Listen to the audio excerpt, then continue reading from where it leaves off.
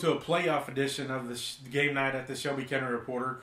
Davis Potter, sports intern, Wesley Hallman, sports editor, here with you.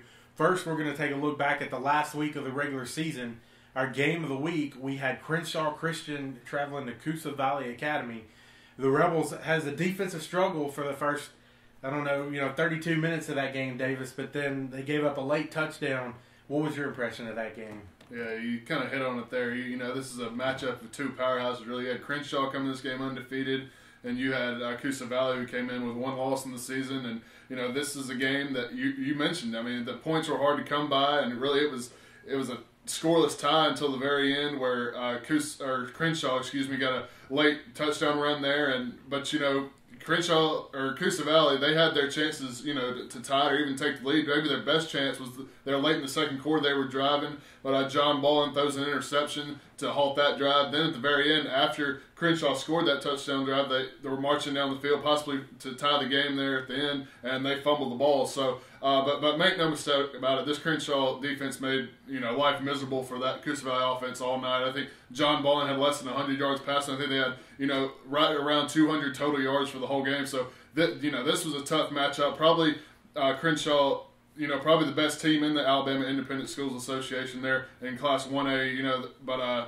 Coosa Valley, they'll get another chance. They're hosting Chambers Academy in that playoff game. So they have a chance to kind of right that ship on offense. And I don't think that they'll be nearly as hard because, like we said, Crenshaw, that may be the best team in, the AISA division. So, look for a good contest with Coosa Valley hosting Chambers Academy next week. So we'll see how the Rebels can bounce back. Yeah, despite the loss, Davis, they have to be confident because, as you said, it was 7-0 loss to maybe the best team in Class 1A. And John Bullen was hurt a little bit. They also had Hunter Rowe get injured during the game. So they were, banged up a little bit. But they still were right there at the very end. The defense shut down Crenshaw Christian. It's got to give them hope that if they can get past Chambers Academy in the first round, a second-round playoff game, that they could meet Crenshaw again in the championship game in mid-November. Our game of the week this week in the first round of the playoffs, we see Briarwood Christian playing host to Mortimer Jordan. Last week in the final week of the regular season, Davis, Briarwood wrapped up the season with a win over Anniston, which came into the game with only one loss. Wasn't really good news on the defensive side of the ball in that game, though, as they lose Jake Whaley to injury. Do you think that's going to have any impact on their first-round game against Mortimer Jordan this week? Well, it possibly could. Going into the last game, they went into the last game of their season, with the region championship locked up, and I'm sure Coach Yancey probably wanted to just get through that game with a win and to get through without any significant injuries. Unfortunately, that didn't happen. They lost Jake Whaley, who suffered a torn ACL. He's done for the playoffs, and this comes after they had already lost Cooper Harrington and Kayla Reed to season-ending injuries, earlier in the season. So that's three defensive starters that they have to go into the teeth of the Class 5A state playoffs, without three of their best players on defense. I guess if you want to kind of look at the bright side for Briarwood, they have an offense right now that's scoring 33 points a game. So even if they're having to shuffle guys and maybe not as good on the defensive line or even the defense as a whole with the loss of those three players, maybe they can kind of keep up in a scoring frenzy with Mortimer Jordan if it comes to that. Ben Kraft's been great for them all year. A couple more touchdown passes against Anniston close out their year, and they have Sam Whitaker and Matt Ferruto up there in the backfield. That offense has been good all year. Now they'll just need some young guys there on the defensive line and in the back seven to kind of step up and take over for Whaley and Harrington and Reed. Kind of step up and fill that void. And I guess if you need somebody to step up, it's now. It's in the playoffs. It's when you have to win. So like you said, they're hosting Mortimer Jordan. We'll see what if those young guys can step up and kind of solidify those roles and help them get over the hurdle on defense. And like we said, that offense, maybe it can come around and score some more points if that's needed. If there is any good news, it has been that they've had some playmakers step up in the absence of their stars on defense. The last couple of weeks, Chad Davis is one in the secondary that's really stepped up. Some reserves on the defensive line. This defense is so to speak, bended but hasn't broken in the last couple of weeks, and I think they'll be able to keep that up and rely on the offense to put them over the top. Yeah. They've had really strong showings the last 2 weeks, and expect that to continue in the playoffs with Ben Kraft, the quarterback, like you mentioned.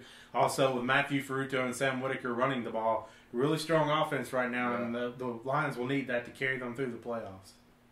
In another big playoff matchup this week, we've got Chelsea playing host to Coleman. The Hornets wrapped up their season with an impressive 55-14 win over Oak Grove.